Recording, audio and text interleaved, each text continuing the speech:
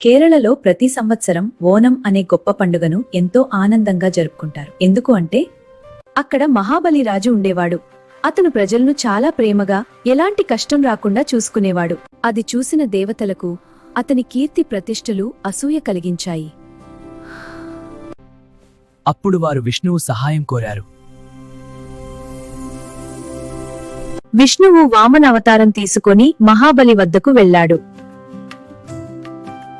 అప్పుడు వామనుడు మహాబలిని 3 అడుగుల భూమి అడిగాడు. మహాబలి వెంటనే ఒప్పుకున్నాడు. వామనుడు అకస్మాత్తుగా విశ్వరూపం ధరించాడు. 2 అడుగులతో భూమి మరియు ఆకాశం కప్పేశాడు. 3వ అడుగు కోసం మహాబలి తన తల ఇచ్చాడు.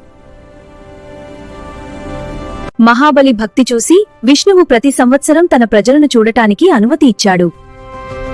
అందుకే ప్రతి సంవత్సరం ఓనం పండుగ జరుపుకుంటారు. మహాబలి తన ప్రజలను చూడటానికి వస్తాడని నమ్మకం.